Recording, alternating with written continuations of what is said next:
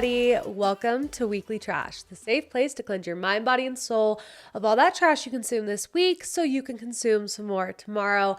I'm your host, Josie Van Dyke, and welcome to the first episode of Season 4. How is it Season 4? I don't even know. I'm so freaking excited. I'm actually nervous to be recording this because we're on YouTube right now. So if you're watching on YouTube, hi, be nice to me. This is very intimidating doing a solo podcast on YouTube. When it's with a guest, I feel like the main focus is on them and not on me. And so no one's really paying attention to me. Where with this, you're just staring straight at my freaking face. That's right. I said freaking instead of effing. My goal is to say less swear words. We don't know if that'll actually happen. Sometimes they just pop out, but I am going to try to be better. But we will see. But you're just staring at my freaking face. And that's so scary. So be nice, subscribe, give it a like, give it a thumbs up. But if you're listening as a podcast like usual, hello. Welcome to the first episode, which is a solo episode. It is Thursday. I kind of just want to dive right into literally everything. I feel like I have so much to talk about.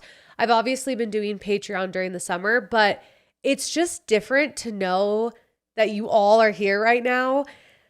Oh, why am I scared? Okay. All right. We're just going to get into it. Okay. Because I've really missed this. I've really missed you guys. I needed the summer off so bad. By the end of season 3, I was really burnt out. And that is why I made the decision to go to 1 episode a week, which is honestly really scary because I feel like I got used to doing 2 a week. Financially, I'm used to doing 2 a week, but I just knew I needed to go back to 1 a week. And who knows, maybe down the road, I'll go back to 2. But the biggest reason why I wanted to do 1 a week and to focus not so much on getting a guest every single week, besides being burnt out, was because I wanted to fall in love with podcasting again. I loved podcasting when I first started. Season 1, oh my gosh, it was exciting. It was new. It was fun. I was growing. Season 2, I was going off of the high of season 1, and it was still exciting and still fun. And I decided to do 2 episodes a week, and I was like, I'm freaking killing it. This is so fun. I started to make money. And then season 3, it got really serious. It just became so much more important. It wasn't just this fun thing. I was like, holy shit, this is my job. And instead of being like, holy shit, this is my job, I'm so lucky and I'm so happy, I just felt this immense amount of stress. And I hated that. And a job is supposed to be work, obviously. But now that I've had the break and I got to look back, I'm so freaking lucky to say this is my job. Goals. If you could have told me 4 years ago that I would be recording my season 4 episode, my husband would have quit his job, I would be here right now doing what I love to do and get paid for it, your girl would be on cloud 9. So this summer, I just really reflected on how lucky I am, how much I love this. And this season is all about falling in love with this again because it is just fun. It's fun. I love it. I love talking to you guys. You guys are my best friends. You know everything about me. It's really funny when I'm out in public and people will be like, oh my gosh, I know everything about you and you know nothing about me. But I low-key love it because then I feel like we immediately can jump into being friends because you know all my trauma, you know my sex life, you know what I've been doing this past week, you know all my trash. And so it's so freaking fun, and I'm so excited to be able to do this for hopefully the rest of my life. But we get to start season 4 with a solo because that is how I wanted to start this podcast in the beginning. That's how I started this podcast, was just me talking to a wall. If you know, you know. And so that's how we're starting season 4. I want to lay down not the rules or the guidelines, but the schedule, as some may say, for season 4. There may be a guest, there may be not a guest. It might go guest, solo, solo, guest, solo, guest, solo, solo, guest, solo, guest, guest, solo, solo. We don't know. It might go solo, guest, solo, guest, solo, guest, solo, guest. We're not putting pressure because this is fun and we love it. So you never know what you're going to get, but I will say that next week is a guest episode. It is a recycled guest, and I couldn't think of a better person to start the guests for season 4 than this particular person. So I am very excited for that. Also, all episodes drop at 6 a.m. Mountain Standard Time on Thursdays. So I decided, instead of midnight when nobody's awake, we're going to do 6 a.m. And yeah, that's kind of the biggest update. Oh, we have a sad update. Kind of sad right off the bat. I know. There's no more Trash Topic Can. I just kind of said, I don't like it anymore. I was running out of topics, and I felt like the entire episode, I was already kind of asking them everything I wanted to know. And then Trash Topic Can just ended up being this like thing at the very end where it was like, okay, why are we doing this? And it was fun. It was fun while it lasted. It was cute. It was sweet. Let's see. Do I have the trash can? Oh, the little trash can's over there. Or I would show you. It's resting. R.I.P. Trash Topic Can. We'll miss you. Some of us will miss you. Others are grateful you're gone. But it was fun while it lasted. Now what we'll do is Trasher's Trash at the end of all episodes, whether it's a guest or a solo. We'll always end with Trasher's Trash, which is nice because if I have a guest that maybe has some good words of wisdom, advice, they'll be able to give you that. So I'm looking forward to it. It'll be good. I think that's it though for the overall season 4 layout and what to expect. If you're new here and you've been listening to me yap for the last 7 minutes, hi, I'm Josie Van Dyke, and this is my podcast, Weekly Trash. Now, every season I throw a party, and I have been talking about this party, hinting at this party for the last little bit, and I'm excited to tell you when it is. So listen up. The party, September 25th. It is a Thursday from 6:30 to 9. Now, I'm selling tickets this year, and I hate that I'm having to sell tickets, but here's the thing. The last year, the cops got called because so many people showed up. We hit capacity. There was way too many people, and it's not really enjoyable at that point because there's so many people waiting in lines for food. It's so claustrophobic. It's not fun. So I was like, we need to limit the amount of people so we can just really enjoy ourselves and not feel like it's just a free-for-all. So tickets will go on sale on Monday, September 8th. Let me double check on that date. I'm pretty sure it's September 8th. Let me see. Yes, September 8th. They will go on sale for everybody. If you're a Patreon member, you will get first access on September 7th. But you are not going to want to miss this party because I have been working so freaking hard on it, specifically because I knew I was going to have to sell tickets. I wanted it to be the best party I've ever thrown because you're paying for it. With your ticket, you get dinner by Cafe Rio. You get desserts from Bruce's Berries, Crumble, and Dough Lady.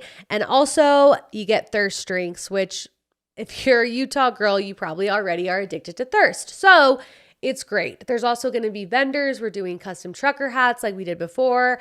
We have a bag charm bar. We have piercings and tattoos. And last but not least, we have new merch. I have been working so hard on this merch. I guess I shouldn't say me because my sister-in-law is the one who designed it. Shout out Emily. She's the best. But I gave her the ideas. Okay. So I guess I kind of worked. I had a vibe. I had a vision. I sent her the inspo and then she delivered. And it is the best merch I've ever had. I know I say that every year, but like this year truly is chef's freaking kiss. It's so good. The vibe is vintage racewear, motocross, like those are the vibes. Okay. That's your little hint. It is so good. Like when Caleb picked it up, sorry, Pedro, oh my gosh, I am so not used to podcasting. Like what's going on?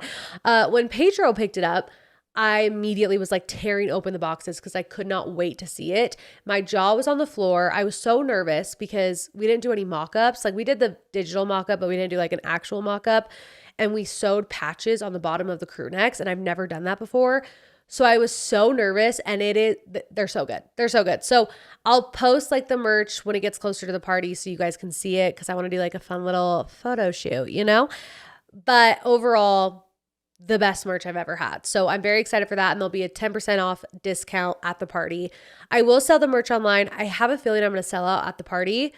which is okay because I wouldn't even be able to sell it online anyways until October, because the day after the party, I head to Europe. So it'll give me some time to make more merch while I'm in Europe. And then in October, I'll sell it online. So if you want the merch before anyone else, you got to come to the party. Sorry to interrupt, but today's episode is brought to you by Minky Couture.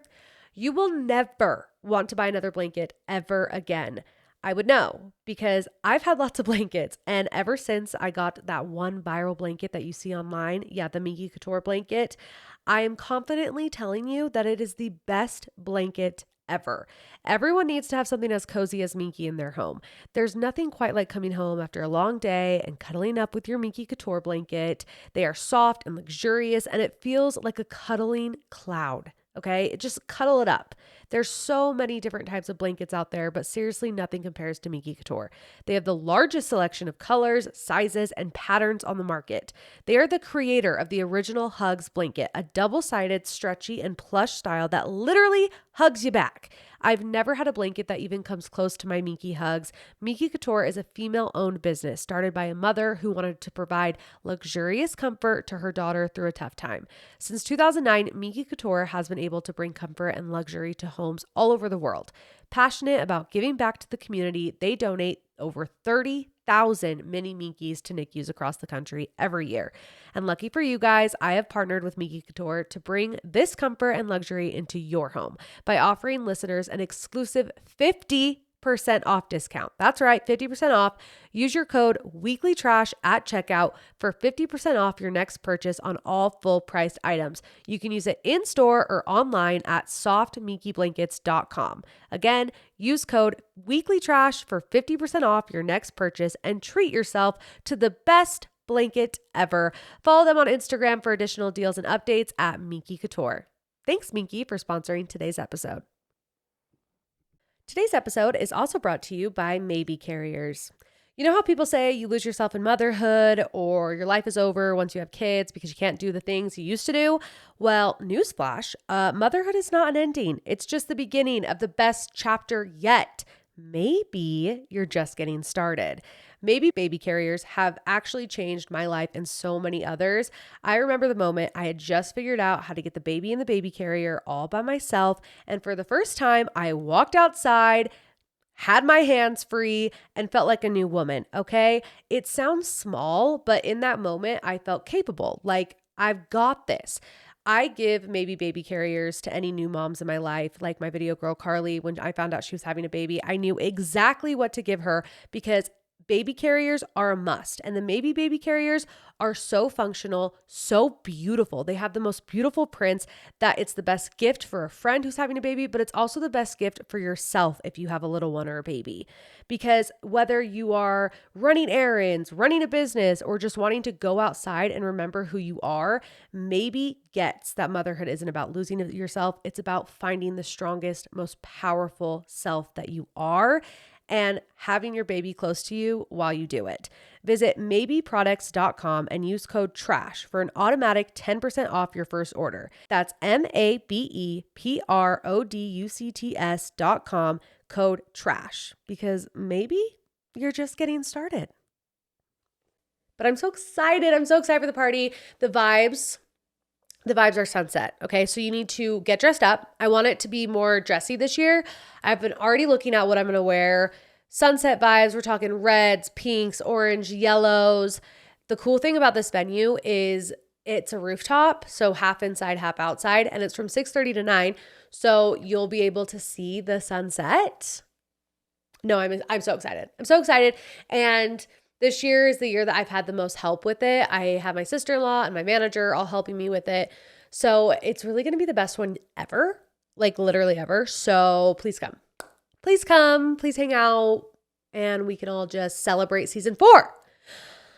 Next on the agenda, I think I've given all of the announcements. So we can just hop right into trash. We can take out my personal trash. Which it's so weird to be recording this episode because one, I don't have headphones on. I usually always record my solos with headphones, but now that I'm on YouTube, I want to look hot. So I didn't put them on. So I can't hear myself and it doesn't feel like I'm podcasting. It feels like I'm making some like TikTok or something. And also knowing I'm on video, I feel like I can't like pick my nose or like scratch my ass. So I feel like I'm having to be a lot more professional and I don't know how I feel about it. So if I sound like I'm just like way more prim and proper, it's because I'm nervous because there's a freaking camera staring at me in the face and I'm not used to it. So please be patient with me, but we're going to take out my trash, okay? My personal trash. The biggest thing that happened to me this summer, obviously, was my body, my tummy. I have a belly button, which some people were so confused by that. They're like, what do you mean you have a belly button? Did you not have a belly button before? Like, were you an alien? No, I had a belly button, but it was like a raisin. It was like smushed and squished and like covered in like skin. Like you couldn't actually see it. Like I would have to spread my stomach open for you to find the hole of the belly button. It was almost like a dark hole. Like you couldn't find it, but then once you found it, it was never ending. And I just was so excited to have a real looking belly button. One where if you see my stomach, you're not like, what's that weird crevice in the middle of your skin? You're like, no, that's a belly button. So yeah, I have a belly button. I lost all my skin. It was probably like 5 pounds worth of skin. Maybe I'm over exaggerating, but it was a lot of skin. And I got lipo on my back because I'm not freaking going to tell you guys I didn't get lipo. All right. We are honest over here. We tell everyone everything. I give you the full disclosure. I got lipo on my back, lipo on my armpits, tummy tuck, muscle repair, breast implants. I was going to do a breast lift, but we ended up not having to do it. And then the internal bra. And is that all? Is that all I got? It's kind of a lot. But yeah, it was the best thing I ever did for myself. I'm so happy with it. The recovery was so much easier than I thought it was going to be. And I've kind of said this on Instagram and I talked about it on Patreon, but honestly, anyone who's like, I'm too scared to get a tummy tuck, I know everyone's recovery is different. Like, I'm not trying to be like, everyone's recovery is going to be the same as mine. But I think if you go into it with like the worst expectations and you're just like, I'm going to be absolutely miserable. I'm not going to be able to walk. I'm not going to be able to sit on the toilet. Like, think of worst case scenarios and then you will be pleasantly surprised. I do think my recovery has been easier than most. I don't know why. Like, I'm not going to sit here and be like, I have like really high pain tolerance. Cause like, maybe I do, but like, I don't think it's that high for me to like literally feel like freaking giving birth and postpartum was harder than this because so many people said it was the hardest thing they ever did. So I've had a lot of messages being like, it's been nice seeing your recovery because it doesn't scare me as much because I want to get a tummy tuck one day, but I'm so scared of the recovery process, especially when you have kids. Like, you don't want to see you miserable. And so it was so nice to like feel better than I expected. And then my kids not see me literally dying of like something I chose to put myself through. Not saying that that's everyone, but I do think seeing a positive recovery and like a smooth sailing recovery gives other women hope that they can do it too. It was funny though, because the day of surgery, so let's go back a little bit. So I had my surgery on June 30th. Now, we all know that I think I'm pregnant literally every month. Every month I think I'm pregnant. Every month I take a pregnancy test. Every month I'm not pregnant. Shocker. We use condoms. Like, there's literally no way I'd get pregnant unless a condom broke. I had somebody, when I said this, they were like, well, condoms break. Yes, Susie, I know condoms break. Obviously no condom has ever broke. And that's why there's no way I could be pregnant. Because it's not like semen can just like slide through a condom that's not broken. So I literally could never be pregnant because a condom has never broken.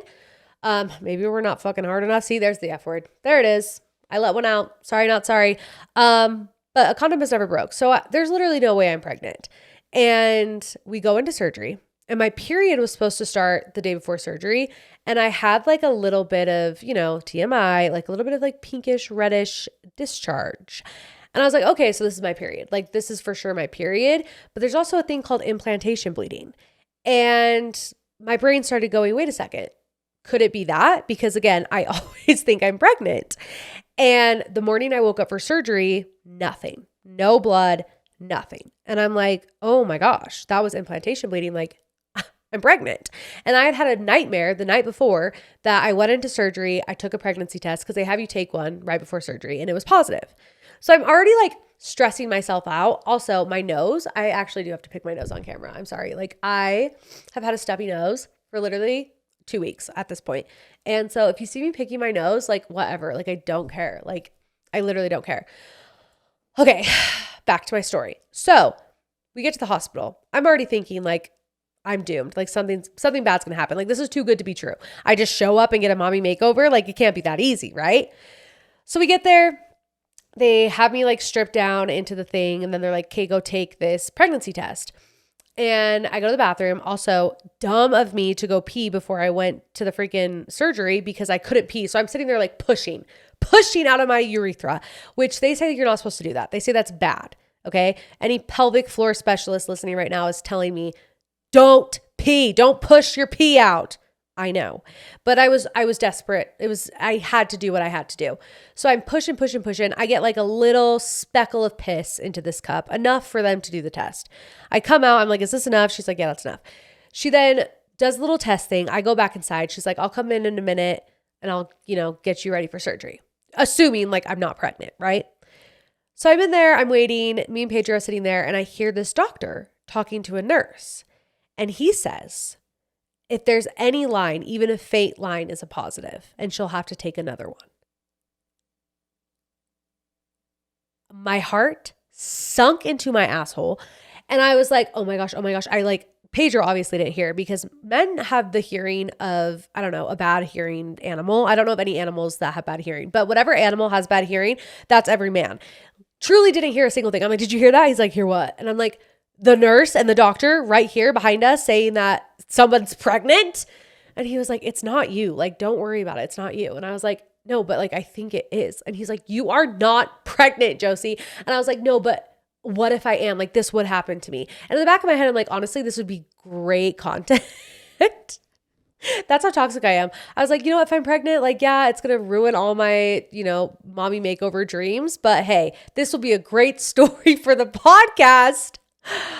That was actually what was going through my head. I was like, if I am pregnant, I can turn this around. Like, yes, I'll get a baby and that's so exciting, but also I'll have a great story for the trashers. And we love great stories. So I'm sitting there thinking like, oh my gosh, they're going to come in here and say, hey, there's a faint line. You need to take another test. And by the way, you're pregnant, get the fuck out. So I'm sitting there so stressed. I hear them talking again, like, yeah, for sure, have her take another one. And I'm just stressed. Nobody's coming into my room. I hear them have this conversation, but nobody's coming into my room. So I'm like, okay, is it not me? So I peep my head out of the door and the two nurses are right there. And I go, am I pregnant? And they start laughing. They're like, no. And I'm like, oh my gosh, you couldn't have came in sooner.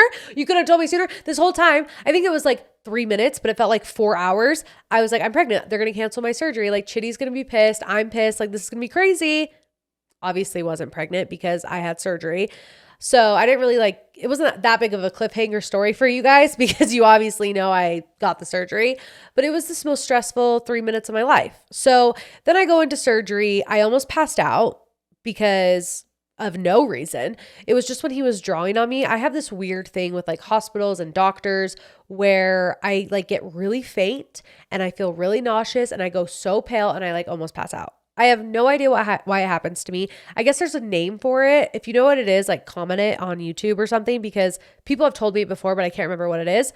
But like doctor's offices, anything like medical, it makes me pass out. So Chitty like started marking on me and I was like, I'm so sorry. Like I'm going to pass out. And I have to be able to stand for him to mark me. And it takes like 30 minutes for him to mark me. So I'm like, how am I supposed to stand for 30 minutes when I actually feel like I'm going to pass out? So we turned on Taylor Swift, okay, my girl, my pump up music, my security blanket, and I was able to make it for 30 minutes. And then I had like a wet towel on my head. I was holding on for dear life, but we were able to do it. And then in the back, when they were like putting me under, we had Taylor Swift playing, and then he did surgery. And I had him film every little bit of it. I was like, I want to see my guts. Okay. I want to see my ab separation. I want to see the inside of my stomach. I want to see my boob open. Like I want to see everything. And he did not disappoint. He sent me all the videos, which I did put on Patreon. I wish so bad I could share them on Instagram, but I would get taken down and flagged. But I find it so interesting and intriguing. And some people were like, doesn't that freak you out? And I was like, no. Which is weird because like medical stuff makes me pass out. But for some reason, seeing the video did not make me feel nauseous or queasy at all. Like it was so satisfying. And I had a 9 centimeter gap. 9. Okay. That's a shit ton. And I also had a hernia, which we thought I had one, but we weren't sure. So we sewed everything back up, and I actually did a plank today, like an ab workout for the first time in I guess I did a kind of ab workout last week, but I never did like a full on plank. And it's crazy how just having your ab muscles sewed back together. I mean, it's not that crazy. Like obviously it's going to make things easier, but doing a plank was like the easiest thing I ever did.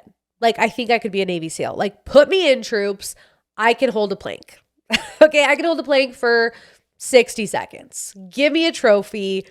Put me in the Navy. Like I'm so strong. I'm basically Superwoman now. So that's pretty cool. And my boobs. I have boobs, which is amazing. So I have a belly button. I have abs. I have boobs. But again, this is where I tell you the real stuff. And the real truth is, sorry, I need to wipe my nose again. Oh my gosh. Sorry, had to blow my nose.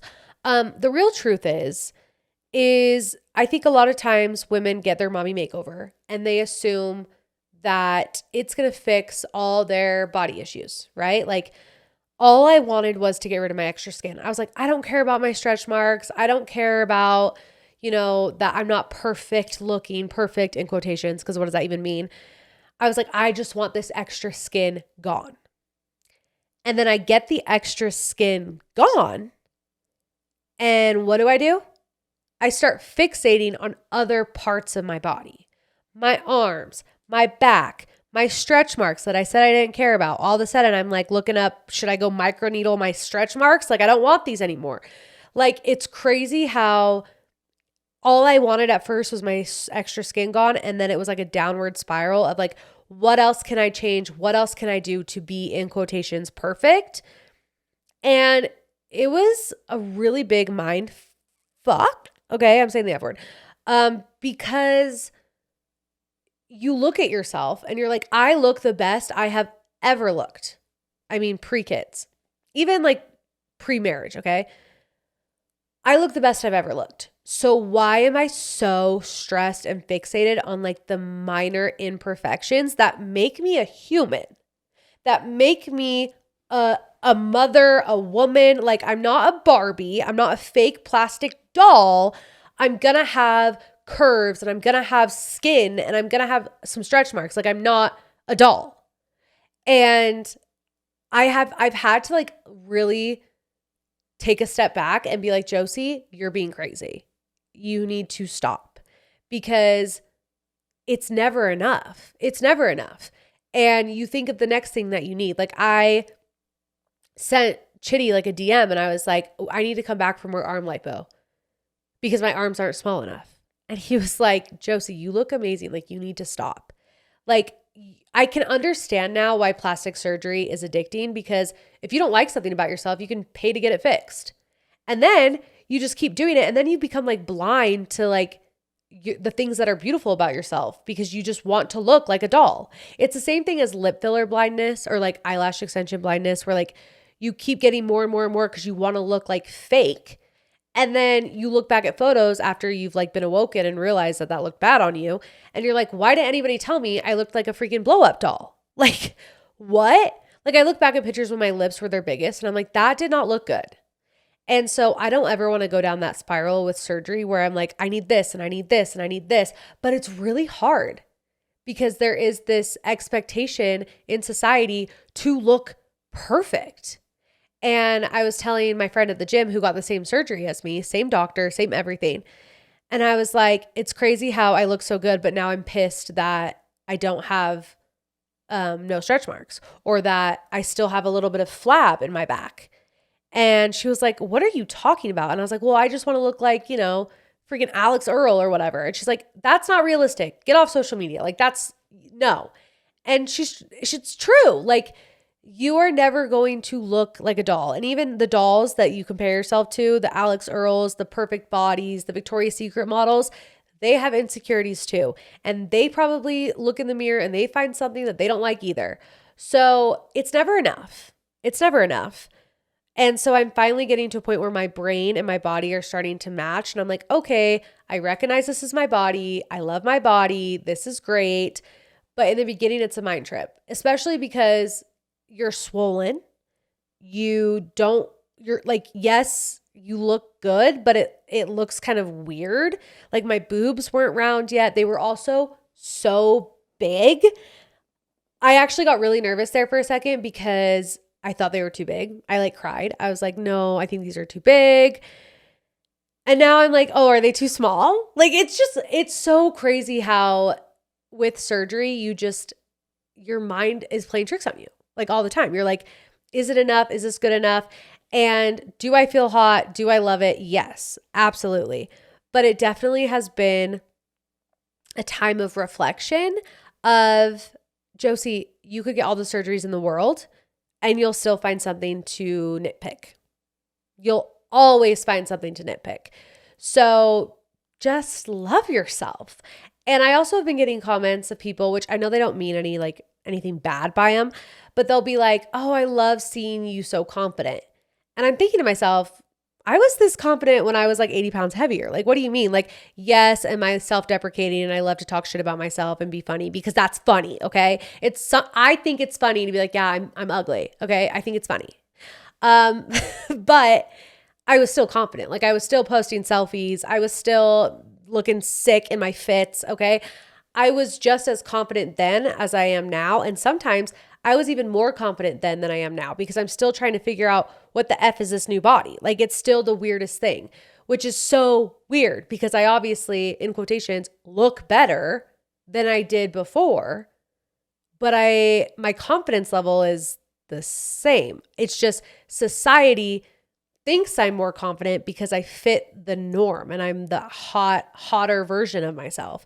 But I was just as confident before as I am now. So I found that really interesting too. But overall, I mean, yeah, I have great boobs now. I have a flat stomach now, but I'm still a girl. I'm still just a girl who is surrounded by these hard, false expectations that make us think that we're not pretty enough or skinny enough or good enough. So yeah, I'm still going to sit here sometimes and nitpick myself. And that's not okay. We need to stop doing it. But we're just girls. We're just girls. We need to be better. But that's the truth. It doesn't matter how many surgeries you get. You're still going to sometimes have moments where you're like, ew, ew. But I did want to come and do this episode naked. I did think about it. I was like, should I do it naked? Because I did say that I was going to come back naked. But then I realized this would be on YouTube. So definitely don't want to get flagged. So I didn't come back naked. But another great thing about getting a mommy makeover and posting it online is I gained 20,000 followers in the summer because I was posting my body. Okay. I was posting my naked, not fully naked. Okay. Except apparently I did nip slip at some point. My bad. But I've been posting like my whole journey. And so to everyone that's like, I want followers, like, how do I get followers? Cause that's like the thing now on Instagram and TikTok. Everyone like is starting their pages from zero and being like, help me get to 10K, help me get to 100K, help me get to 1 million, follow me, follow me. You don't need to do that. Okay. You just need to get plastic surgery and document it. That's literally all you need to do. If you want more followers, like it's so easy, just get surgery and post about it because people want to see it. They want to see it, or just like start posting like naked photos, but then it's basically OnlyFans and that's a whole other realm. But people are fascinated with surgeries. They're fascinated with seeing like the bodies change and sculpt and all the things. So it's been kind of crazy, the growth that I've seen on Instagram from posting. What's so annoying though is TikTok won't let me post anything, which is crazy because I thought TikTok was supposed to be more like freedom of speech. And then Instagram was, a little more, what's the word?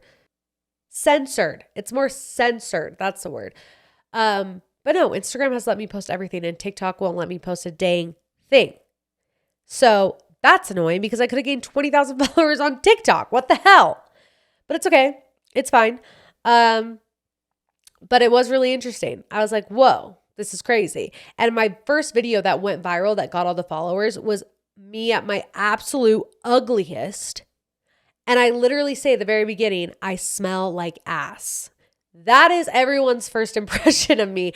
And it's funny because people commented like, this shouldn't be on the internet. This is embarrassing. Like, this is my first impression of you, like how embarrassing. I'm like, no, I love that because this is me. If you ever meet me in real life, like I'm going to be so for real with you. If I smell like ass, I'm going to tell you, I smell like ass. So it didn't bother me, but the comment section was crazy. And then people were trying to defend me, defend my honor, being like, no, this is great. This is good educational videos for people who want to get tummy tucks. They need to know the reality of it. And it was just fun to kind of like watch everyone freak out in the comment section. So I also learned that you will get the most attention when you're your ugliest. So if you feel like your engagement is bad on social media, you're either not ugly enough or you're not pretty enough. So those are the rules. Those are the rules of social media. I didn't make them up. Don't kill the messenger. Today's episode is brought to you by Boom. Okay, besties and trashers, listen up. If you're ready for fall wardrobe and you are ready for a little refresh, like me, if you saw I got rid of all my clothes, you need to check out Boom. I'm not kidding. I'm obsessed. Their denim actually fits like a dream. Their dresses are perfect for any vibe. And the sweaters, don't even get me started. Cozy, cute, and so easy to style.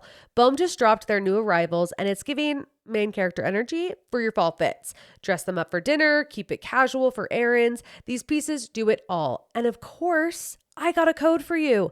Code weeklytrash gets you 20% off at bohm.com. That's BOHME.com. Go add everything to your cart now and thank me later because these pieces won't stay in stock long. I know, because it's happened to me. So again, go to bohm.com and use code weeklytrash for 20% off. And thanks, Bohm, for sponsoring today's episode. Today's episode is also brought to you by Betty's. Okay, mamas, listen up because I have a life hack for you. Are you tired of fighting your kids to make their beds? Say hello to Betty's, okay? The unique design lets your kids make their bed with just a zip. I would know because I have one for Bentley and I have one for Brooks, and you sure as heck bet I'm going to get one for Banks when he has a big boy bed because it has made my life so much easier. They have a patented bedding that includes everything you need: fitted sheet, top sheet, and comforter in one seamless piece that zips together. My kids love feeling accomplished, and your kids will love it too when they can make their bed all by themselves every single day. Make your mornings easier and visit bettys.com. That's BEDDYS.com. And you can use code TRASH for 25% off your order.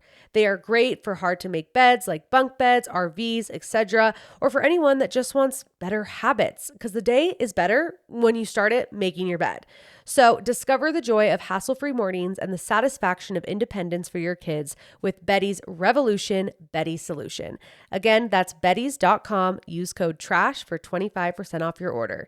And thank you, Betty's, for sponsoring today's episode. Some other things that happened to me during this break is I have a secret. Are you ready?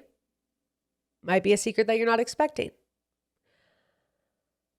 I listened to a book. Okay?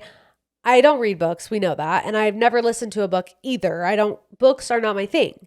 But as I was discovering this weird body dysmorphia of like not hating my body, but being so confused on why I wasn't extremely happy when I just got everything I ever wanted, which was my skin cut off, I was like, I need to read like some kind of like self-help book, motivation, something. But again, I don't like to read. I haven't read a book since Lemony Snicket's Series of Fortunate Events. So I was like, let's listen to a book. And I listened to the book called The Subtle Art of Not Giving a Fuck. Okay. And spoiler, if you want to read it, maybe like fast forward. But basically, the ending of the book is just you die. Like one day you die. So who cares? Why do you care? Like there's things to care about, to put your energy in, and there's other things that at the end of the day, like when you die, like it really doesn't matter. At least that's what I grasped from the book. But in the beginning of the book, it was talking about how he thinks that manifestations are a bunch of bullcrap. And I was like, is this my enemy territory? Like, what does he mean? Because I'm always like, oh, you need to manifest. Oh, you need to look in the mirror and give yourself words of affirmations and like, blah, blah, blah, blah. And what he said actually really kind of sat with me for a minute. And I actually do agree. He was like, when you do words of affirmation and you're looking in the mirror and you're being like, I'm beautiful, you already think you're not beautiful. because a beautiful person wouldn't look in the mirror and be like, I'm beautiful, trying to like make itself think it's beautiful. So by you doing that, it's like countering the whole purpose of you doing that, because you're then telling yourself you don't think you're beautiful, but you want to think you're beautiful. If you look in the mirror and you say, I'm successful, a successful person isn't looking in the mirror going, I'm successful. They're already successful. And I looked at that and I was like, interesting. So there were parts of the book that I really liked, but then towards the end, it basically just ended up being like, you die. And when you die, it doesn't matter. So I don't recommend the book. I don't think everyone needs to read it, but I did enjoy it because it did show me like there are things to give a fuck about. Okay. Your family, your health, but the worldly things, it just doesn't matter. And that's what made me go, okay, I have stretch marks. And who gives a fuck? Nobody. Like it doesn't matter. Like at the end of the day, like it doesn't matter. And so I'm not going to be looking in the mirror going, I love my stretch marks, and trying to convince myself that I love my stretch marks, because I obviously don't. And I'm having to trick myself into thinking that, but I can appreciate them, value them, and look at them and be like, I have stretch marks. Point blank. Done. And I don't give a fuck. And that's kind of how I've been looking at everything now. Like instead of looking in the mirror, trying to convince myself of something that I don't already believe is true, I'm just going to look at it as it's really not that big of a deal. It doesn't matter. And I don't know if that's like what everyone should take away from the book, but that's how I felt. I was just like, at the end of the day, there are some things that truly don't matter. And you don't need to make it your whole purpose and life goal to like make those things matter to you, because it's not that important. So yeah, I listened to a book, and that's what the book told me. And maybe you read that book and you're like, that is not what the book told me at all. But that just shows that I could say purple and you hear blue. Like we all hear different things if we listen to the same thing. So that's what I took from it. And I hope you will try to do that in your life. Like if something is bugging you so bad, like let's say, you want to have a new car. You want a new car so bad. You care so much about getting a new car. It's literally like the biggest thing on your mind all the time. Okay, well, one day that car is going to be gone. That car is going to be old. That car won't even exist. You won't even be driving that car. That car will be old news and you won't even like it anymore. It's not something to care so much about. Whereas your health, or like you as a person, as an individual, that's something that stays with you forever. So focus on that and not the stupid car that you want so bad. So this just turned into a motivational TED Talk. You're welcome. But yeah, that's what I've been doing while you guys have been enjoying your summer. I've been recovering from my tummy tuck, trying to figure out why I'm still messed up in the head, because I got everything I wanted, and that's confusing. But we're here and we're thriving and we're happy, and we have learned to not give a fuck. Like how I said I wasn't going to say the F word, and then I've already said it like 12 times. My bad. Sorry, not sorry. But that's my personal trash. Is I listened to a book, I got surgery, I'm throwing a party, and I gained 20,000 followers. So now we can do pop culture TikTok trash, which, I mean, you already know the first thing I'm going to talk about, and it's Taylor Swift and Travis Kelce. And if you are a Taylor Swift, Travis Kelce hater, or honestly just a Taylor Swift hater, here's the thing. I don't understand. Like, I get like you're not a fan of her, but to be so triggered when people like her stuff or like feel connected to her is kind of crazy, because there are other things that you may feel connected to, whether it's a celebrity or not. But for me personally, Taylor Swift was my whole teen childhood years. Like ages 14 and up, Taylor Swift was my girl. Okay. I was listening to her while I was getting ready. I was listening to her when I learned to drive. I was listening to her with every heartbreak since I was in 7th grade. Like there is a connection there. Now I will say I was never really intrigued and invested into her personal life until about 3 years ago, because I wasn't watching TMZ and I wasn't like seeing the posts and all the things. Like I wasn't involved in all of that. I was just listening to her music and enjoyed her music. Like I know every word to every song, even though I wasn't knowing who she was dating every 5 seconds. Oh wait, that sounded like so mean. Like she was dating a new guy every 5 seconds. That's not what I meant. Like, you know what I mean? Like I just didn't know what was going on in her personal life. Now I know what's going on in her personal life, and so does everyone else because it's literally everywhere. It's like in your face. Like you can't even avoid it. So I understand how that could be annoying if you're like, I'm not a fan and it's everywhere. But like to be a hater to the point where like you literally have to make it known that you hate Taylor Swift is so losery. So losery. But if you are a Taylor Swift hater and you want to fast forward a little bit, go for it. But I need to talk about the fact that she has a new album coming out, Life of a Showgirl. She announced it on her fiance's podcast with his brother, and she got engaged. And the time she announced that she was going on the podcast and the time she got engaged were both times that I was trying to be a present mother and not be on my phone. And what do I get for that? What kind of reward do I get? Oh, I missed the biggest announcement on the internet. No, I will never get off my phone again. Like, what? But the podcast episode, I made my kids go with the sitter somewhere. Like I scheduled a date for them to like go do something so I could watch it in live time. And it was so crazy. Pedro was sitting next to me because we watched it together.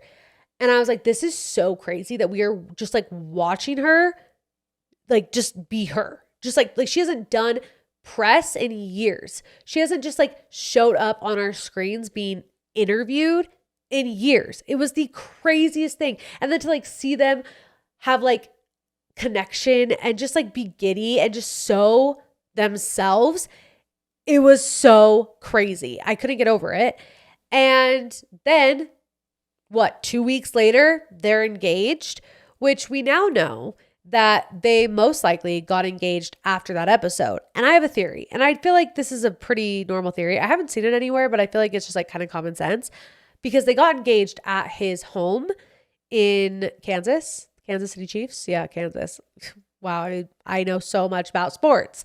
And he has this huge mansion and he has like this, not even a garden because there was no flowers there before, but there were tons of flowers when they got engaged. But what I think happened is while they were podcasting, the florist was outside busy making magic. Okay. And then after the podcast, he was like, oh, we should go get dinner and celebrate, like just celebrate us recording that you're announcing a new album, like go get ready. And then they both go get ready to go to dinner. And then he goes, surprise, surprise, surprise, surprise. And then they walk outside and it's this beautiful garden that the florist was decorating while they were podcasting. Boom, done. That's what happened. In my brain, that's what happened. And I mean, her ring was so Taylor. It's vintage and it's, people are like, it's only 8 carats, like blah, blah. But here's the thing. Think of back in the day. I don't know how old the ring is, but it's vintage enough to be like old. Who had rings bigger than 8 carats? Like, was that like a normal thing? Like, I think the biggest vintage ring you could probably find is 8 carats. So it's actually huge. And it was $500,000, which to them is basically nothing. But I think it's a reasonable price. And for like how much money they have, like it's not like insane, like in your face, like millions of dollars, like Kim Kardashian's ring, but it's still like, holy shit, that's so expensive. Nobody could ever buy that price. So Taylor and her post, I mean, I've heard everyone say it over and over again. So this is probably just like annoying that I'm just repeating what you guys have already heard, but you have to understand, I haven't talked about this with you guys, so I have to talk about it. The photos were so just like your average rich girl getting engaged. Like, it was so normal to just like see it on her feed. The gym teacher and the freaking language teacher. What did she say? What was her exact caption? Now I feel like an idiot because I can't remember it. The English teacher and the gym teacher. That's what she said, right? Let me double check here because now I'm second guessing myself. Yeah, it was English teacher first. Your English teacher and your gym teacher are getting married with a TNT, like a TNT stick at the end of it. And you know what I found out? You know why she put a TNT? Because Travis and Taylor, TNT. Mind blown. Everything about her is strategic, is planned. And she said in the podcast she doesn't do Easter eggs of her personal life. But why do I think that's not true? Like, why do I think that somehow she is still Easter egging her personal life? And she's not even trying. Like, I think it just happens magically because She might be a witch. We don't know. She's levitating, okay? She's psychic. Something about her is like not normal or human. But yeah, they're engaged. Crazy. Now, right after I saw that they got engaged, my first thought was, are they already married? But now knowing that like the engagement was 2 weeks ago makes me think that they aren't married and that they are going to plan a marriage. Now, do we think there's a surrogate somewhere that's pregnant? Another thought that I had. Now, I'm not trying to rush them trying to have babies, but nowadays, like having a baby in your late 30s is normal, but like also you kind of want to like speed things up a little bit for your health. And I do picture Taylor Swift wanting to have like a baby, like wanting to be pregnant herself, but also like her schedule and her life. Like, I don't know if she would have time. I don't know. It's literally almost a year of pregnancy. But I just feel like that's something she'd want to do. Like I can picture her being pregnant, you know? So I don't think they have a surrogate, but I know that's a rumor going around that they have a surrogate, but I don't think they do. So yeah, that's my Taylor Travis. So exciting. Can't believe it. Where do you think they'll get married? I think they're going to have a wedding in Nashville. I don't know why. I'm thinking Nashville. I don't think it'll be in Europe. I don't think they're going to do a European wedding. I think it's going to be very traditional. I feel it having like a bit of like a Southern twang to it. I don't know, like back to her roots. I'm thinking Nashville. I don't think it'll be in Kansas. Yeah, that's what I'm thinking. Or I could see the Hamptons. I could maybe see that. Maybe. Champagne Problems kind of vibes, you know? Okay, next in pop culture TikTok trash is Dancing with the Stars. Now, I'm so mad because I'm recording this. It's a Tuesday. Episode will drop on Thursday. Tomorrow, aka Wednesday, is the day that Good Morning America is having all the Dancing with the Stars partners and contestants go on stage and announcing who everyone's partners are. So I can't even talk about it, but I can give my predictions. Okay, we know Jen Affleck, Whitney Levitt are Secret Lives of Mormon Wives girlies. Okay, we know they're on the show. We know that Alex Earl's on the show. We're pretty confident that Dylan Efron is on the show. We have what's his name? Robin Irwin. Is that what his name is? Robin Irwin. No, that's not his name. That's not his name. What's his name? No, it's Robert. Robert Irwin. Did I say Robin? Am I going crazy? Okay, so we know he's in it, but that's really all we know. And so I'm going to guess who I think the partners are for the people that we already know is going to be on the show. Okay, we know that Riley Arnold is being paired with Scott Howing, which don't kill me. I have no idea who that is. So sorry. And then apparently, as of 40 minutes ago, Alex Earl is being paired with Val, which I think her popularity will get her to the Final Four, but I don't think she'll win because I don't think she'll be as talented as the other dancers. The other people who I think will be paired together is I think Alan and Whitney are going to be partners. Again, I have no idea and I won't know until tomorrow. So I guess we'll find out if I'm wrong or if I'm right. When you're listening to this, you're going to be like, Josie, you're an idiot. It wasn't going to be Alan. But again, I don't freaking know. And I'm just like going off of what I think. So I think Whitney's going to be with Alan. I think Dylan Efron, I think he's going to be, at least I hope he's with Whitney Carson. Like I really would love that, but I don't know. And then I think Jen is going to, actually, no, I take this back. I think Whitney is going to be with Mark. That's what I think. Okay. I'm changing my guess. I think Whitney's going to be with Mark. And I think Jen is going to be with Pasha. That's what I think. Okay. We'll find out. We now know that Alex is with Val. So I think Robert is going to be with Daniela. That's what I think. I thought for sure Robert was going to be with Riley Arnold. I thought that would have been a perfect pair, but now we know that that's not it. So I think he's going to be with Daniela. And I think those are the only people we know. So I guess we'll find out if I'm right or if I'm wrong, but I've never been like a huge Dancing with the Stars fan. Like I watch the show, I know like the concept, I've seen like a couple of finales, and my mom was obsessed. So I'd always watch it when my mom was watching it. But like I've never been like an OG diehard Dancing with the Stars fan, but I feel like I am becoming one. Like I feel like now that I actually have a connection and like I feel like I know the people that are on it, I'm like, oh, no, I'm into it. Okay. I'm going to be voting because I feel like I started getting into it 2 years ago with Riley and Harry, like majority of people did. And now I'm on the train. Okay. I'm on the train. I can't get off. I'm a fan. I love it. And I'm thoroughly excited to see who everyone's actually partnered up with and to see who goes far. If I had to pick a winner, but that's the thing, I can't pick a winner because I don't know all the contestants. Out of the contestants we do know about, I could truly see Whitney win. And the reason why I say Whitney, not Jen, is because like Whitney went to college for dance. If you listen to Whitney's dumpster deep dive that we did literally like 2 years ago, we talk about like how dance was like her whole life growing up. Like that was who she was. And so I really could see it. And she did a TikTok saying that her pro has won a mirror ball before. So, I mean, it could happen. It could happen. I could see it. I could see it. I could see it. Some more pop culture TikTok trash is the summer I turned pretty. So it's kind of like TV trash. Is anybody else watching? Everyone raises their hand. Yes, yes, yes. Majority of you are probably watching. A new episode comes out very soon. And okay, let me go back. I am Team Conrad. Obviously. I've been Team Conrad from the beginning. Why? Because I think he's hotter. Okay? I just do. Team Conrad all the way. Jeremiah is too pretty. He's too pretty for me.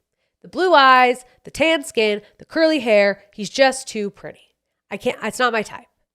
The people who are Team Jeremiah, I'm confused. I can understand how you were Team Jeremiah maybe in the first few seasons, but the current season, he is a baby. He is a man-child. The amount of times that she's had to console him where he should be consoling her, the episode where she tells him, okay, these are all spoilers, so like fast forward if you don't want to hear this, where she tells him, Conrad said he had feelings for me, instead of being like thinking about her, like, oh my gosh, like, are you okay? Like, that's so inappropriate of him to say that. Like, I'm so sorry he did that to you. Instead, he makes it all about himself and he cries in his bed and she's holding him. She's the big spoon and he's just a little baby in her arms. No. And there were like subtle things throughout the episodes where like when Jer first gets to the house and he has all these boxes and he hands a box to Belly and she's carrying it and then Conrad comes out. He's like, no, let me take that for you, and grabs it. Like, Conrad is a gentleman. Is he sometimes an idiot? Yes. But he's overall more mature, just better for Belly. We all know it. But Belly actually sucks. Belly is my least favorite character because marriage is a big deal. And to even have the slightest doubt that you might be in love with your fiance's brother, and you're still choosing to get married. And then your fiance doesn't show up to the wedding venue, leaving you on red, leaves you in the middle of the night, and you still want to marry his baby ass? No, I wanted to throw my remote at the TV. And I think Belly is by far my least favorite character. Conrad's obviously my favorite. And I don't think that they're going to see each other at the airport. I think Belly's going to be Belly and she's going to be a stupid idiot. I hope I'm not eating my words. And remember, these are characters. Don't cancel me. These are characters on a movie, a TV show, a book. I think she's going to get right on that plane. She's not even going to let Conrad even look up to see her. She's going to avoid him because she wants to be, poor me. I got to go to Paris. Which honestly, go to Paris. Go away. Let Conrad fall in love with someone else. I don't get it. Like really? Like they're in love with Belly to this point? Like you're about to blow up your entire life for Belly? I don't know. Crazy. Crazy. I also am obsessed with Belly's brother. Why am I forgetting his name? But Belly's brother and her best friend. I don't know. See, can you tell that I didn't read the books? Like I don't even know their names. I'm obsessed with them. I I need them to get married. I need them to figure it out. I'm interested in that love story more than I am Belly at this point because she's just letting me down left and right and I'm just not into it anymore. But there is a new episode, so hopefully it goes well. But I did see on TikTok somebody posting like a scene that was filmed in Paris and it's Jeremiah running to Belly, which makes it seem like Jeremiah flew to Paris to be with her. Just let it go. Like, just don't. Like, you're not supposed to be together. You're not supposed to be together. Move on. Anyways, that show has like captivated most of millennials and Gen Z. And it really is like really cheesy and not the best acting. But I can't help but watch it. I can't help it. Sue me. But now it's time for Trasher's Trash. And you guys had some good trash. There was a lot of trash.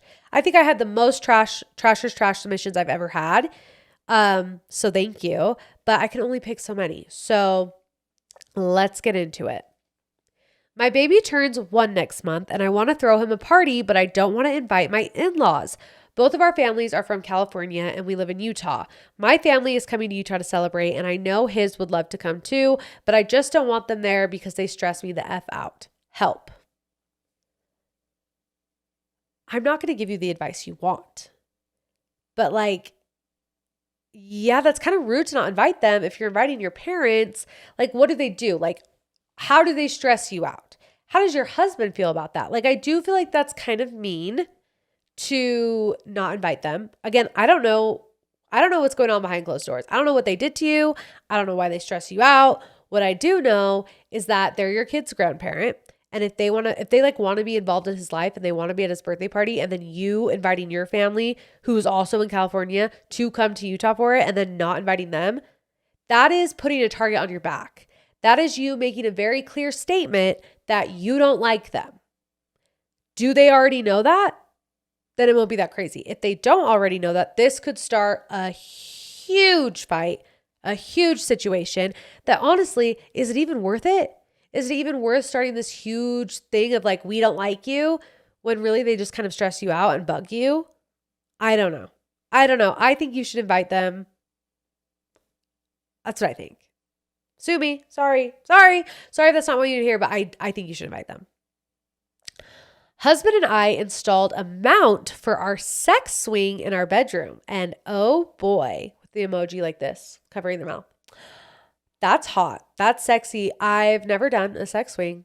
When you mount a mount on your ceiling, like where do you store the swing? Are you just storing it under your bed? Then you just like click it on when it's time? Like the swing isn't just hanging, right? Like it's not just there all the time. Also, I feel like I need to look more into this. Like, because when I picture a swing, isn't it like the feet in both of like the holders?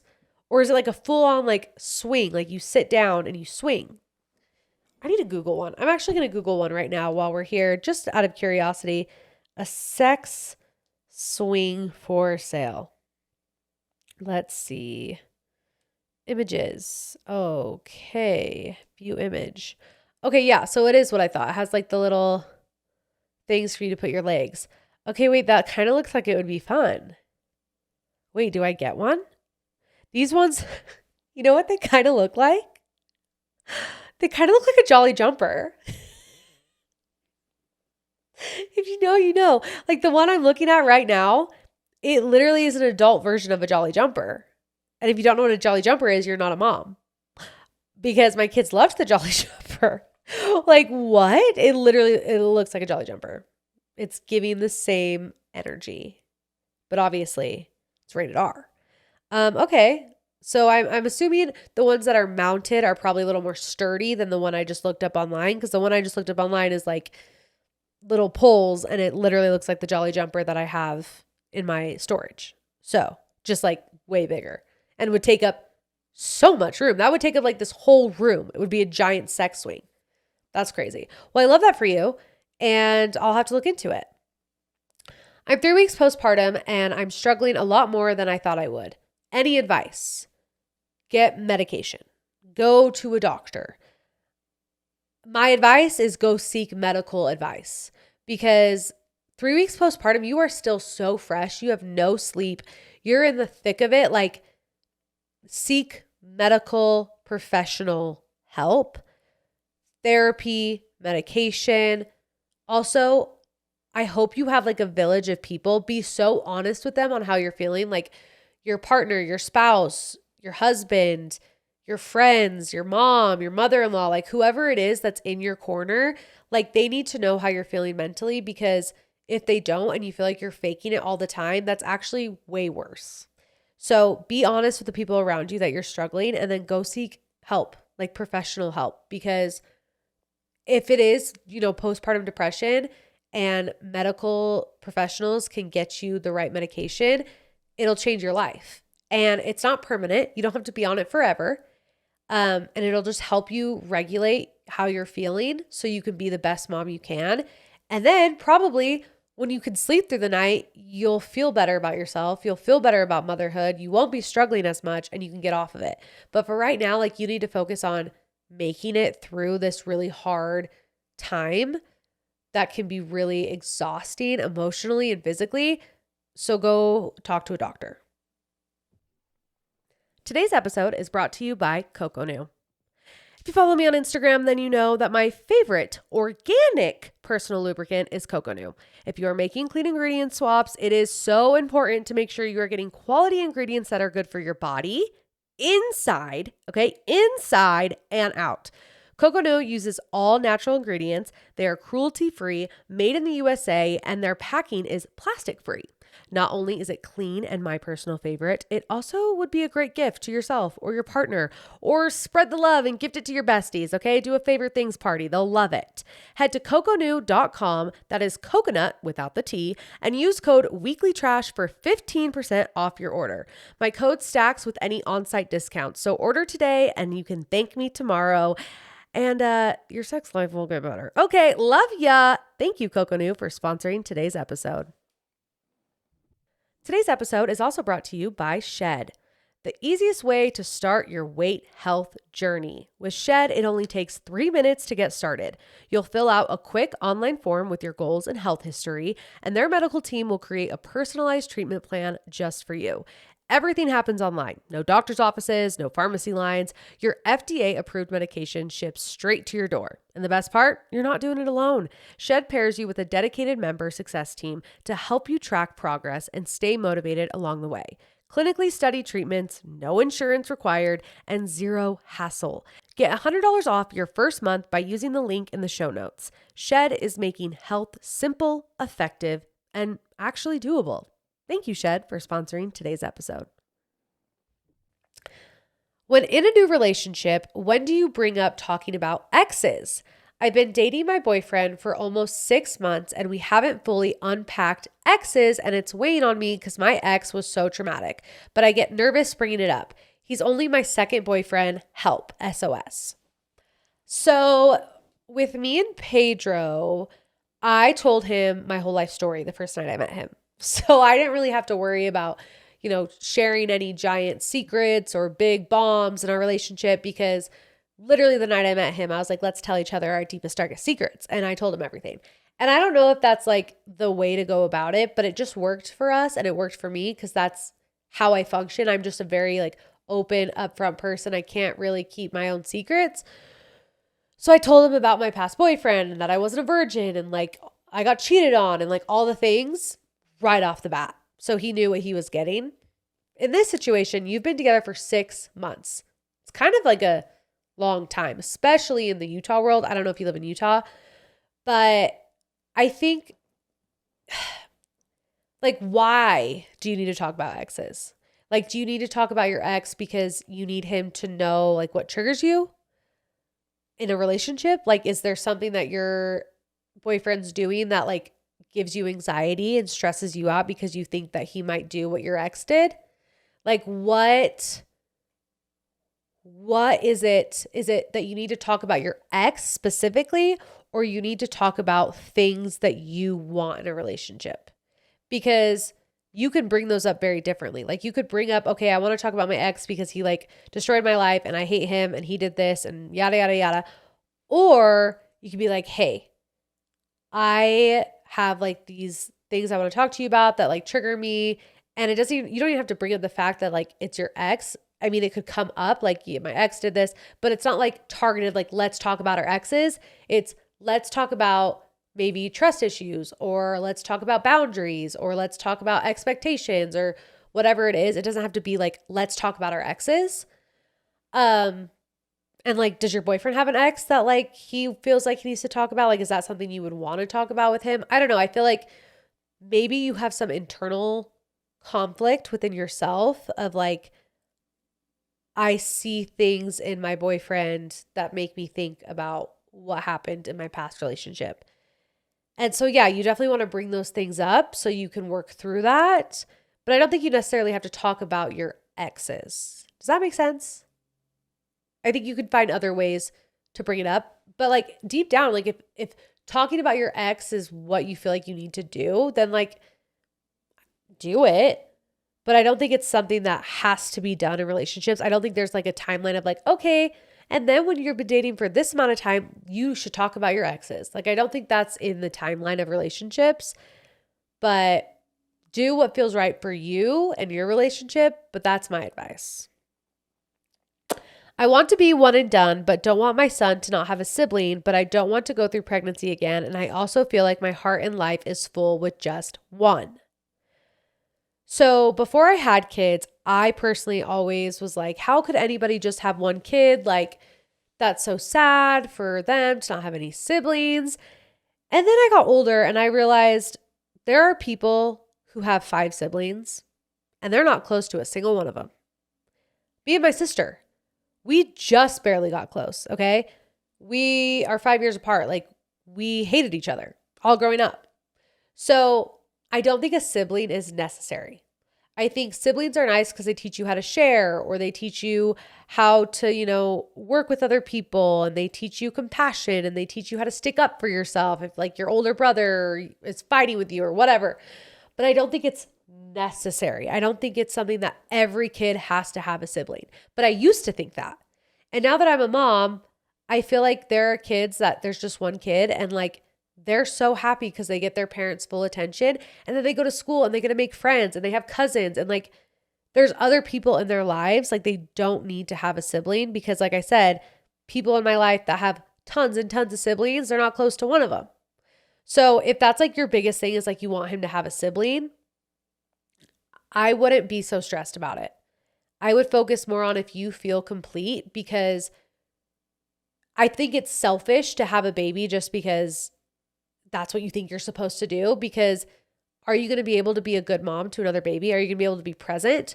Are you going to be able to give that other child a great life and take care of them? Like, you should have a child because you want to have a child and because you feel like you can do it. I mean, obviously, granted, there's situations where it's not planned and like you didn't try or you weren't expecting it. But like when you're in control of that and you feel complete with one, that's great. Like, I don't feel like you should put pressure on yourself. I really don't. My father-in-law is an OBGYN and informed me that he will be delivering all of his grandchildren.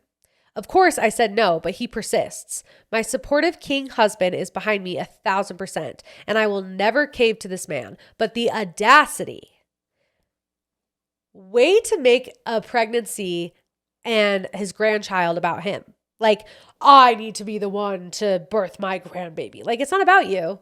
You got to be their grandpa. You don't have to be the one that birthed them too. Like, and first of all, you didn't birth them. You delivered them. And you didn't even deliver them. You catched them. Like, I'm sorry, but can someone tell me, and maybe I'm going to have a lot of doctors come after me, but every child I've had, the nurse is doing everything.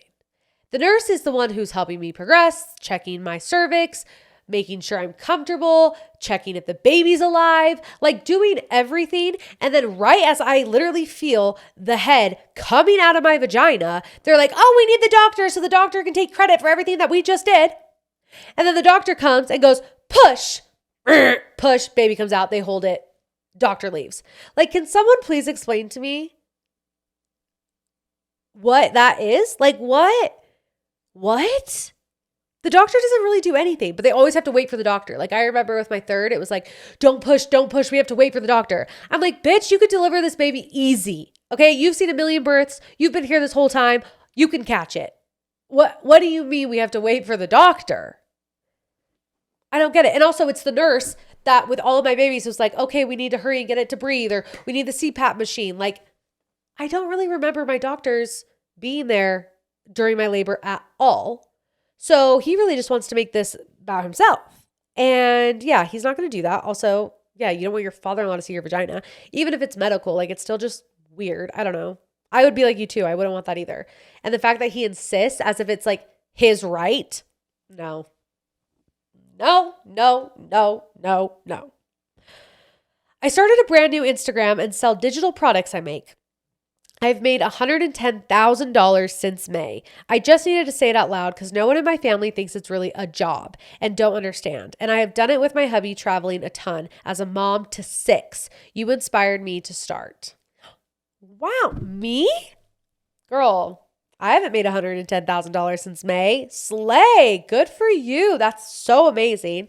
It is interesting how, like, a lot of people look at social media as a joke or a hobby. Like, you can't actually make a business or career out of it. And I'm like, how are we still thinking like this? Like, do you see how many successful influencers, in quotations, content creators, podcasters, digital product, Instagram sellers, like, do you see how successful they are? This is a real job. This is a real career. Like, we don't need to keep downplaying it. Like, this isn't real. This is pretend. No, this is real money. $110,000 is real money. And you should be so proud of yourself. And your 6 kids should be so proud of you. And like, you are building a life that so many people wish that they had the guts to build and start. And not everyone is cut out for it. Not everyone wants to do it. It's scary. It's intimidating. It's also a 24/7 type of situation. And sometimes it's just not worth it to people. Like, they don't have that mindset. And so you should be really proud of yourself. And the people who aren't proud of you, like, suck it. Like, they're stupid. They're stupid. Don't care what they think. Okay. Back to my book, The Subtle Art of Not Giving a Fuck. Who cares? Who cares what they think? We had a family reunion with my mom's side and no one signed up on the Google Doc except for me and my mom. Okay, fine. One cousin out of 35 people, even though we sent the link via email and texted multiple times. But of course they ate everything we brought. Do I say something? Well, we all know that I'm a confrontational queen, and I would have said something. I would have said something like, probably before, I'd have been like, hey, so are me and my mom just going to be the only ones making food for this thing? Like, I probably would have said something like that. And then if I didn't say that at the reunion, I would have been like, oh yeah, no, you eat first. We've just been cooking all day. We just bought all these groceries, but yeah, no, eat. Yeah, is that nice? Like, I would have been so like passive aggressive and sarcastic. And then if they didn't like hint that I was pissed, I would have just full blown been like, you haven't helped. You guys didn't buy anything. Like, this is ridiculous. But now it's too late. Now it's after the fact. You've already done the reunion. They've already eaten all the food you made. I feel like now you just kind of have to sit in the bed or lay in the bed that you made and lie in it because you let them get away with it. But now you know for next time that if they don't sign up, you call them out because that's rude. 34 people is a lot of people to feed. But good for you. You're such a homemaker. Something I could never be. Making dinner for 34 people. Are you kidding? That's when I call Cafe Rio. I say, Cafe Rio, I need your help. Come cater for me. That's what I do. I'm the sister-in-law in the family who gets all the tea about everyone else in the family, and I high-key love it. Like, yes, please tell me why our father-in-law pissed you off today or what your husband said that made you mad. Girl, we are twins. We're twins, even though I'm not the sister-in-law that gets all the tea because there's actually like no drama in my in-laws' life or my family's life. But it's so nice when people just want to confide in you. And I do feel like some people give off an energy of like, yes, confide in me. I will listen. I will take your secrets to the grave. And it sounds like you and me both give off that energy, and it's a blessing. It's something that not everyone has. So cherish it, hold on to it. Don't take it for granted. Okay? Because it really is the best thing. I was actually talking to my friend today about it because she was like, you know so much, but like, how do you know it? And I'm like, people just tell me. Like, I don't know. I don't like seek it out. It just like comes to me. It's a blessing. It's a talent. Okay? I miss the pod so much. Oh, missed you. Need the details. How is sexy time post tummy tuck? Considering getting one someday, but IDK what the effects will be. The effects will be that you will come in 2.5 seconds. Okay? Just kidding.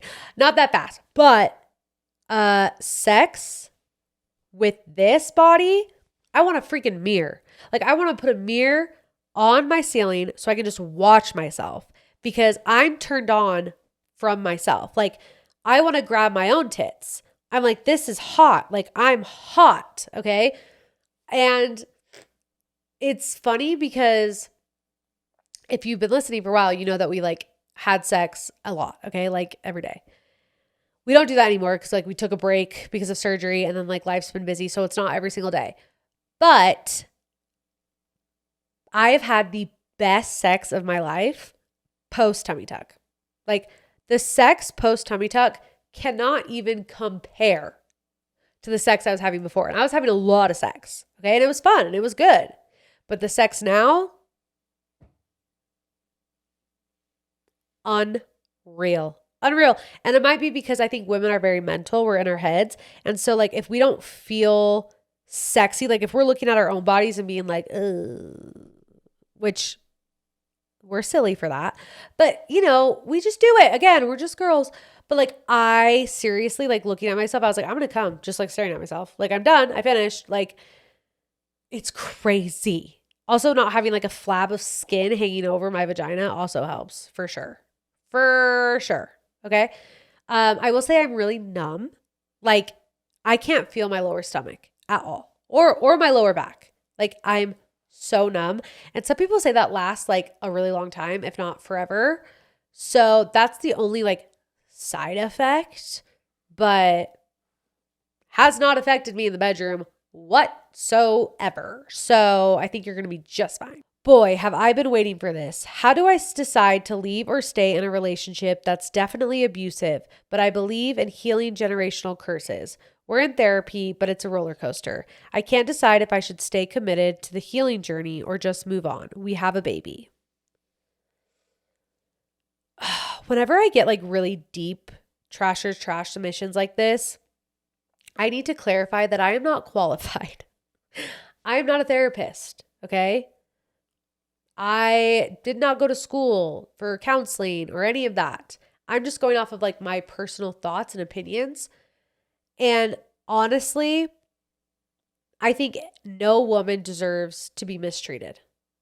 And whether you believe in like healing generational curses, I don't know. I feel like you could heal generational curses and still leave your husband. Like he can heal himself. It's not your job to heal him. And if he is a bad person, he's not going to want to heal, whether you're together or not. If he's a good person with good intentions and a good heart, then even if you aren't together, he'll still want to heal and be his best version for your child. So my opinion is don't stay, but also I don't know you. I don't know him. I don't know the situation. But I don't think that women should stay to help a man heal themselves or to help them make up for the shitty things that they did to them. Like abusive relationships, whether it's emotional or physical, even financial abusive relationships where the husband like controls all the finances and doesn't let their wife pay for anything so that way they feel trapped. Like all of that is bad. All of that is bad.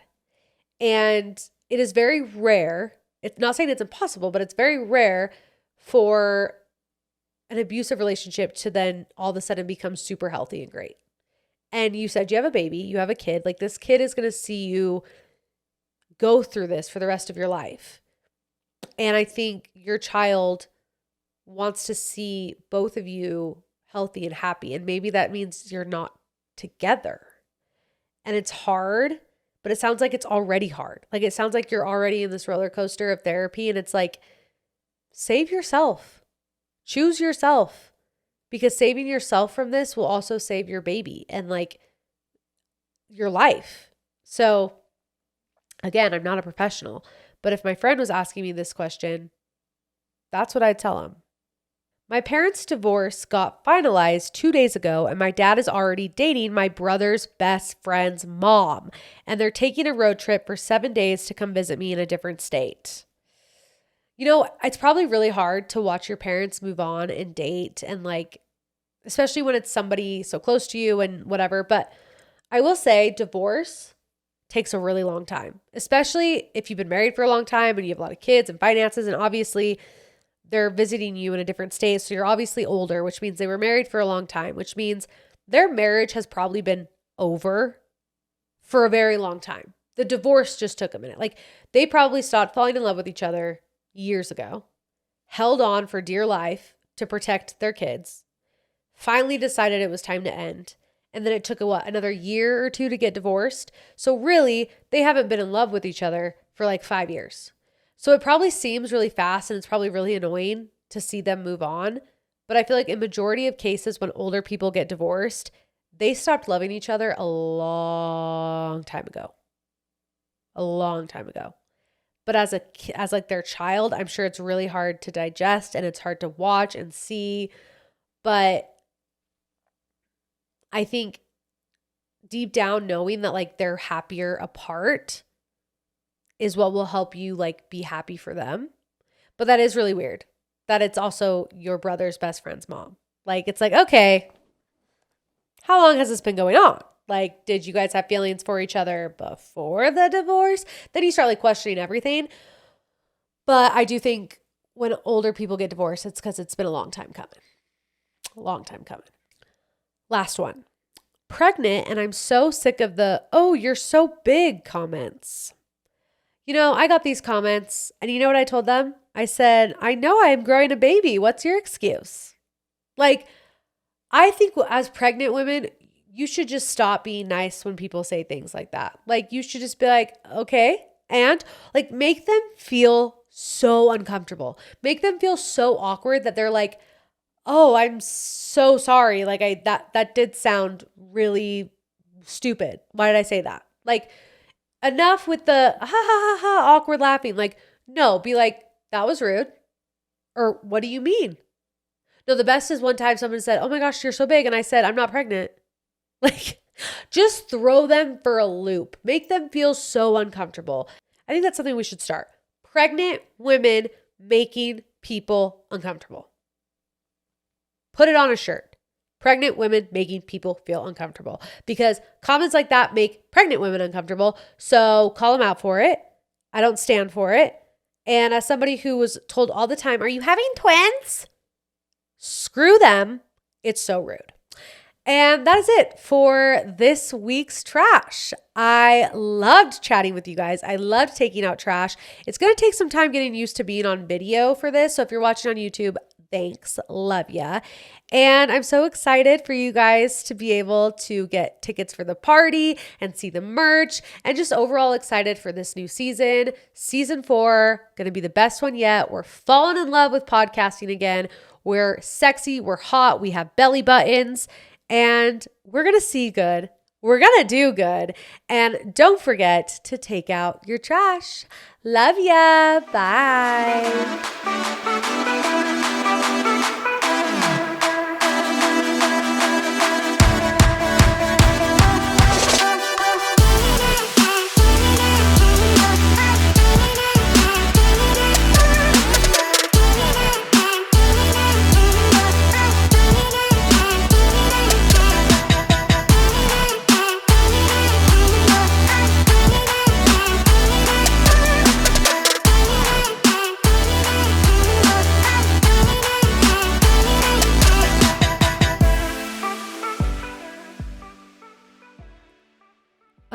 Are you still here? This is Weekly Trash After Dark. If you're new here, I tell you 2 emojis to leave on my recent post. And we are going to do a trophy and a watermelon. Love ya. Bye.